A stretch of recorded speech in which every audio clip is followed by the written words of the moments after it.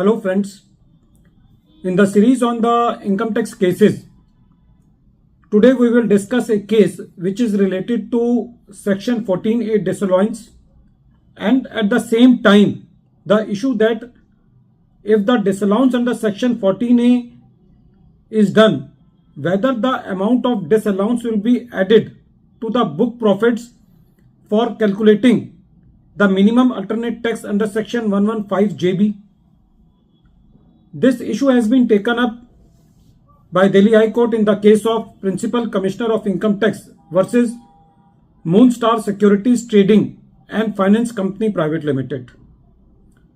This matter is reported in 469 ITR at page number 15 and the date of the judgment is 11th March 2024.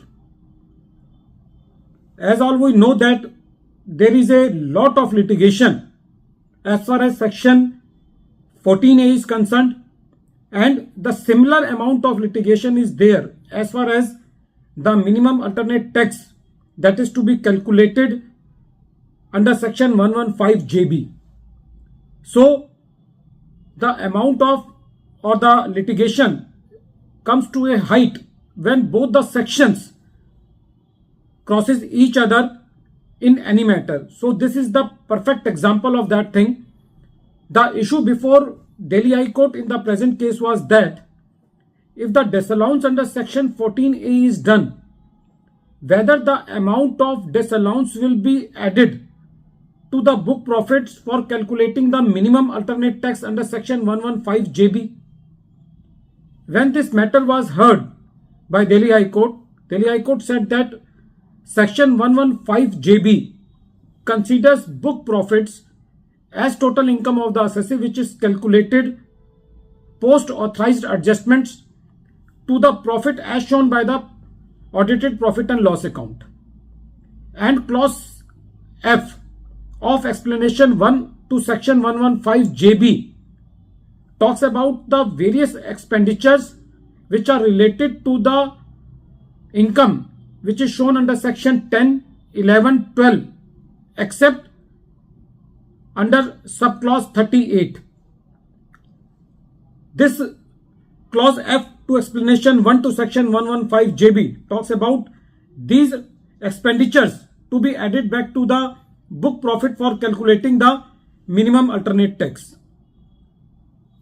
The High Court said that clause F to explanation 1 does not envisage any addition of disallowance computed under section 14A. So whatever the disallowance is done under section 14A, that cannot be added back to the book profits calculated under section 115JB. Delhi High Court said that two provisions stand separately as no correlation exists between them for the purpose of determining the tax at all. Friends, this case is very important because it has been seen that whenever the assessing officer finds that any exempt income has been earned by the assessee, they try to invoke section 14A without going into the integrities of section 14A. First of all, there was the rule or there was the law that if no exempt income is earned, section 14A disallowance cannot be done. But now with effect from 1st April 2021, even this bar has been done away by the Finance Act 2021.